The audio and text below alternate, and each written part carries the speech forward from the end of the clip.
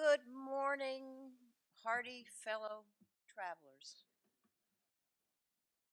I say hardy because uh, it's very early and we don't have the best weather conditions today.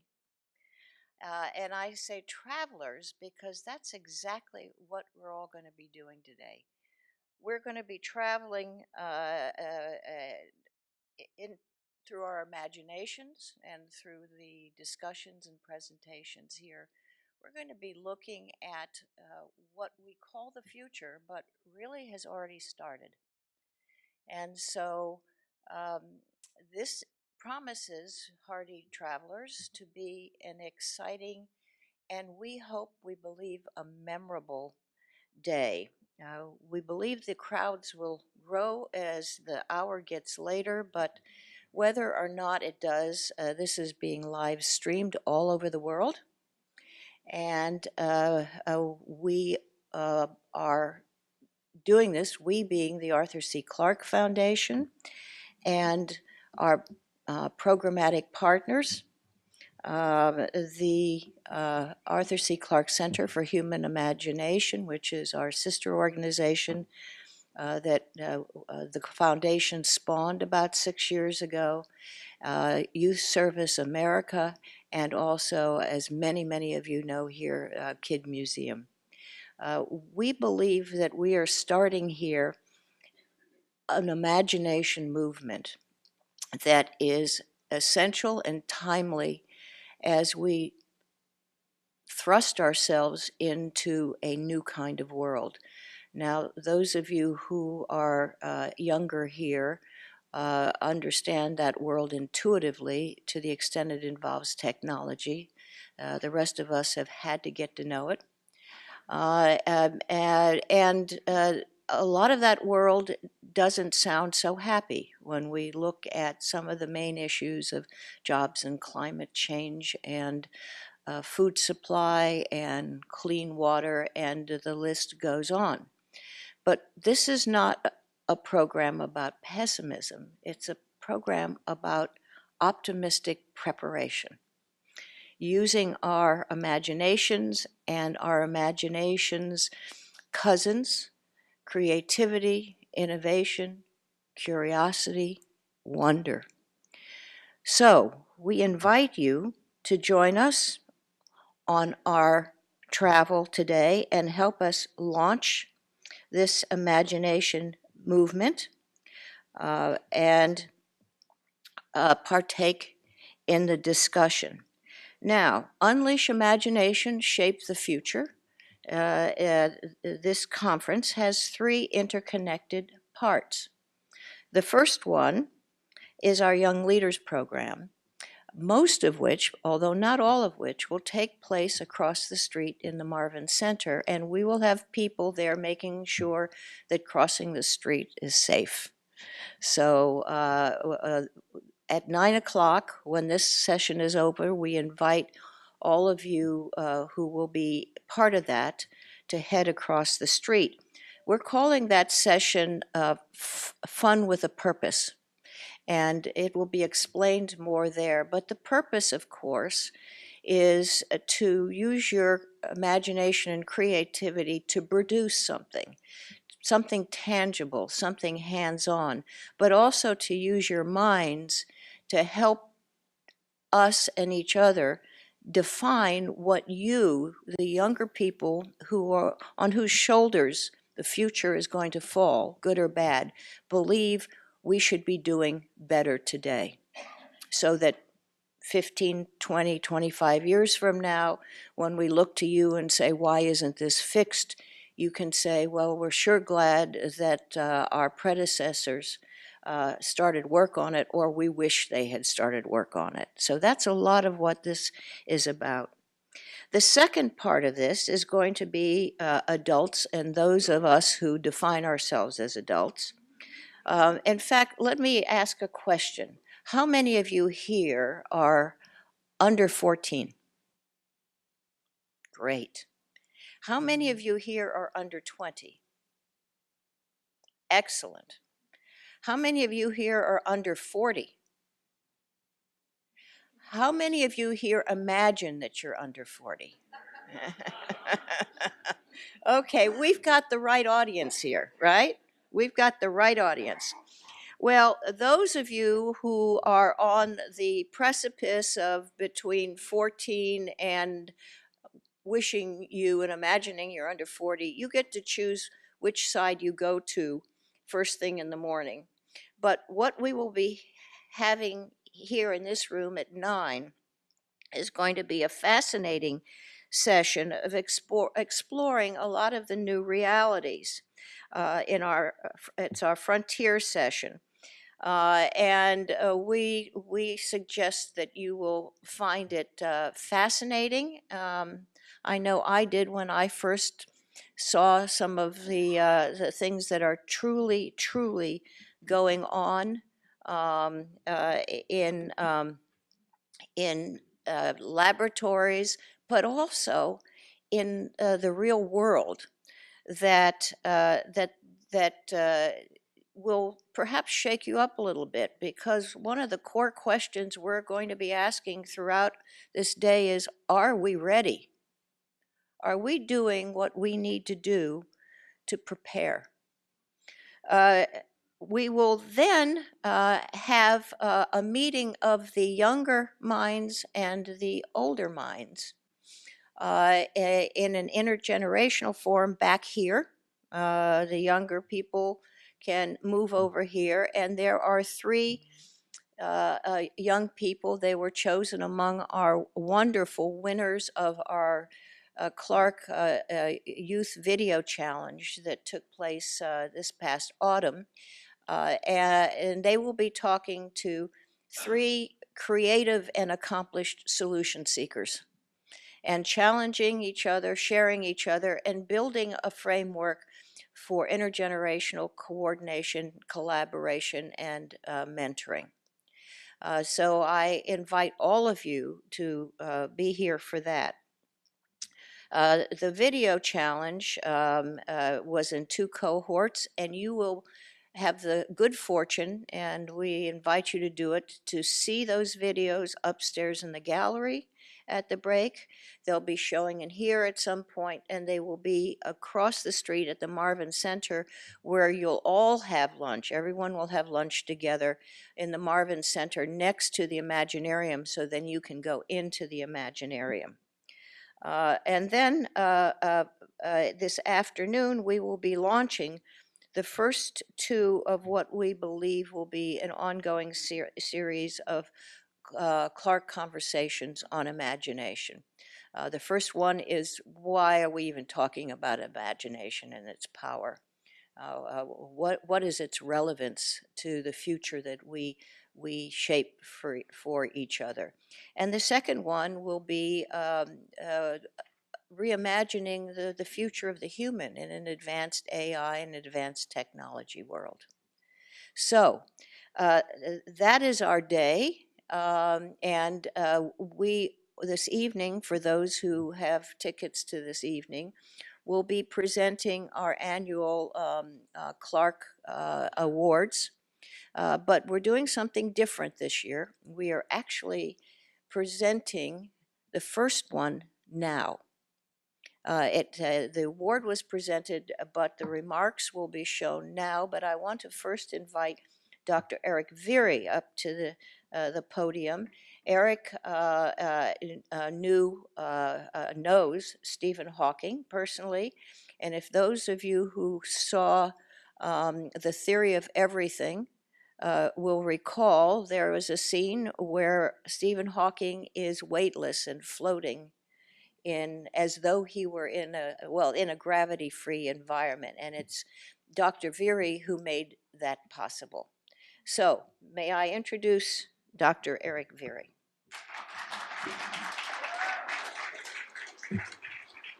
Thank you so much, Walda. And it's so wonderful to see so many young people here, and people thinking and feeling young as well. And it's my great privilege to be able to do this introduction for the Lifetime Achievement Award from the Arthur C. Clarke Foundation. So perhaps there's no real necessity to give an introduction for Stephen Hawking. He's probably the world's most famous physicist, and he has incredible connections.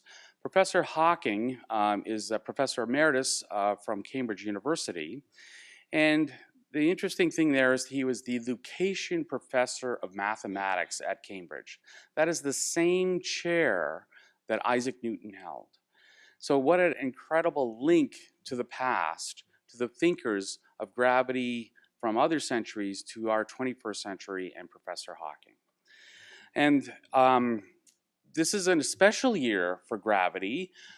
Who in our young people knows what was the special thing, what was the prize for the Nobel Prize, what was the topic for the Nobel Prize this year? Who knows? Who knows? The word out there? Gravity waves, that's right. So gravity is a special year in 2017. And of course, our Sir Arthur C. Clarke is justly famous for discovery for technology with the understanding of gravity. And that was the design of the concept of a geosynchronous satellite, a satellite that would stay stationary over the surface of the Earth as it falls around the Earth in its Earth's gravity, just at the right speed to stay in one place over the surface of the Earth. But of course, our Sir Arthur was famous for so many other things, his stories of life and the universe and cosmology. And here in the 21st century, we have this amazing technique, this thing called YouTube. And things that I could never find in the past, we can find on YouTube. And so in 1988, there was a TV program done by the BBC where Carl Sagan, the famous popularizing physicist from the Jet Propulsion Laboratory, and Stephen Hawking and Arthur C. Clarke were interviewed simultaneously, bringing in Carl Sagan by satellite. And this was at the publication of Stephen Hawking's book, A Brief History of Time.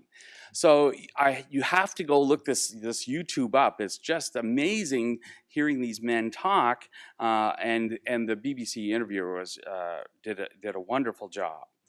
So in the show, Professor Hawking talks about imaginary time. He has this idea that there's a time orthogonal at right angles to our regular time, and he uses that imaginary time concept to help us think about the universe and things in it like black holes. And Sir Arthur, he's acknowledged by Stephen Hawking as being a person who was able to drive his imagination.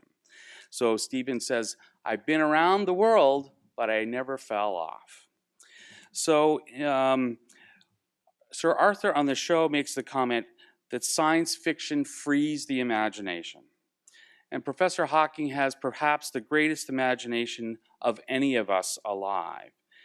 And so it was these great imaginings by Professor Hawking of physics, of his cautionary thoughts for humanity, and his admonition for humanity to go forth and do better that led the Arthur C. Clarke Foundation to award him the Arthur C. Clarke Lifetime Achievement Award. So 2 weeks ago, two of the foundation's board members visited Professor Hawking at Cambridge and to present him to the award and to video the following remarks. And with that, I give you Professor Stephen Hawking.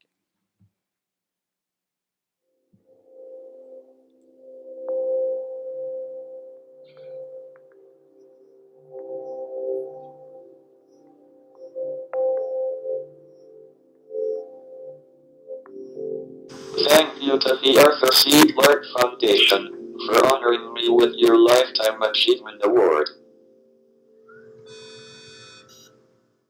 I'm only 75, a full quarter century younger than Sir Arthur would be this month, so I'd like to add an editorial addendum to the word lifetime, which are the words, so far. I feel especially honored to receive this award, for several reasons. The first is for the honor of the award itself. The those who have preceded me in receiving this award have indeed made impressive contributions. It is no small task to be judged as having met what would have been Arthur's expectations for intellectual rigor, powered by imagination, insatiable curiosity, and concern for our planet and its inhabitants. The second reason is that it coincides with Arthur's centenary celebration. I am delighted that this has given me a chance to salute him on this special occasion. We had several things in common. Certainly, the ability to laugh at ourselves was one. Another was the power and freedom of boundless imagination. This continues to serve me well, as it did for Arthur in his later years, when he was confined to a wheelchair because of the onset of post-polio syndrome. And then there was the fact that we both yearned to experience weightlessness. Arthur found it for much of his life, diving in the beautiful waters off of Sri Lanka. I found it with the help of my friends Peter Diamandis, a previous Clark Award winner, and his Zero G Corporation, and Dr. Rick Fire, now of the Arthur C. Clarke Center for Human Imagination, who you will by now have all met. And third, I'm honored to be able to use the occasion of this award to underscore the critical importance to us all of the future of humanity.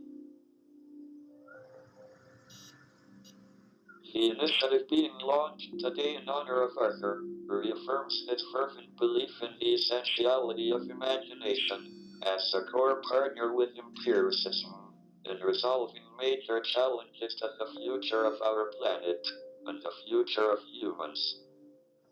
I understand that Unleash Imagination, Shape the Future is aimed at people of all ages. I have a special interest in reaching out to young people to help them understand and imagine the wonder of the universe. This I have been doing with my daughter Lucy in the George series of books. Young people, the future is yours to determine. I challenge you to make it count. If you build a strong base in science, technology, mathematics, and the arts, and power it throughout your lives with your imagination, opportunities are wide open for you. Arthur said, the only way to understand the limits of the possible is to venture a little way past them into the impossible. Keep on striving for the impossible, fueled by your dreams and imagination. For the rest of us, it's not too late to follow your dreams. Generating, testing, and applying new ideas is the most important work. Big challenges require fresh thinking and the courage to advance it. The notion of unleashing our imaginations, personally and in our work lives, is both timely and critical. Let me talk about the future. Arthur was prescient about so many developments that were categorized as science fiction, yet today are real. If Arthur's imaginings seemed perhaps too fantastic at the time, I hope mine will sound completely plausible. To ponder how we can unleash imagination to create the future, let's first consider its likely catalysts. They include artificial intelligence, practical quantum computers, and genomics. As a cosmologist, I have spent most of my life contemplating the physical laws of the universe that govern time and space. We cannot think about the future without connecting it to the technology that increasingly runs our lives. Our technology will help determine whether humans survive at all. Take AI. Arthur Spellbeck at Siri and Alexa. The AlphaGo computer recently beat the world's best human player at Go. AI offers great possibilities to make human life better. For instance, researchers are developing AI that would help reverse paralysis in people with spinal cord injuries. Using silicon chip implants and wireless electronic interfaces between the brain and the body, the technology would allow people to control their body movements with their thoughts. Deep and reinforced learning will impart greater and more complex contextual intelligence to computers. But there is a flip side to advancing AI. The risk is that AI can outsmart us, and perhaps even harm us. Advanced AI programs will run on practical quantum computers. These will revolutionize artificial intelligence with exponentially faster speeds. They will advance encryption. Quantum computers will change everything, even human biology. There is already one technique to precisely edit DNA.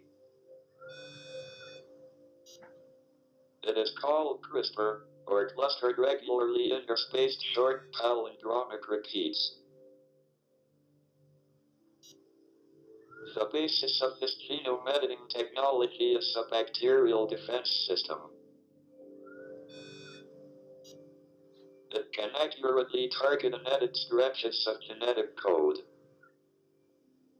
The best intention of genetic manipulation is that modifying genes would allow scientists to treat genetic causes of disease by correcting gene mutations.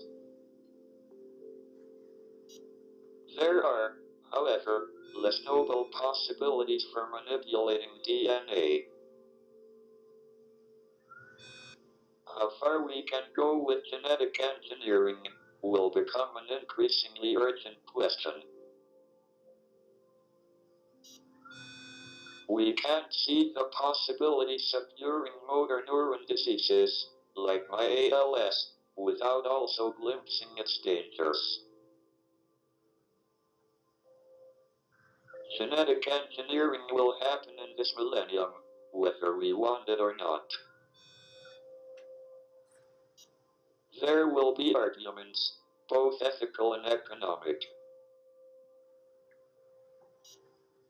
If the same tools can both end and inflict human suffering, who will steer it where? But, as Arthur said, if we open our imaginations and pair them with what we know, anything is possible. I ultimately believe that space travel will ensure our survival. Finding new habitats in the solar system should be our long-term strategy. The risks to our survival here on Earth are substantial. Where will we go? I leave that up to you, because you are the future scientists and designers and policy makers who will get us there. Think of the possibilities. A tunnel just discovered on the moon appears to be more than 30 miles long and lies more than 300 feet below the surface. Could it contain ice or water to support human settlers? Could Mars support humans with evolved DNA? What about the planets near Proxima Centauri?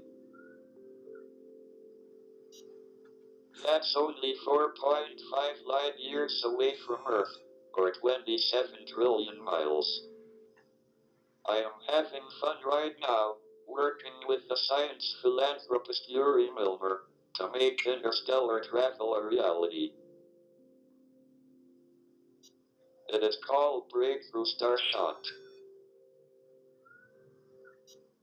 Science fact is catching up with science fiction. Breakthrough Starshot brings together three concepts: miniaturized spacecraft, light propulsion, and phase-locked lasers.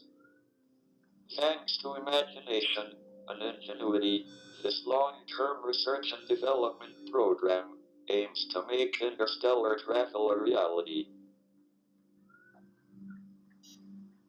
If we succeed, we will send a probe to Alpha Centauri within the lifetime of some of you here today. So, fundamental questions remain. Are we doing what we must to lead advances in AI, genetic engineering, space travel, and other technologies so that we humans benefit, or are we on a path that risks falling victim to them? Are we appropriately addressing the challenges that face humankind? What future possibilities will you imagine?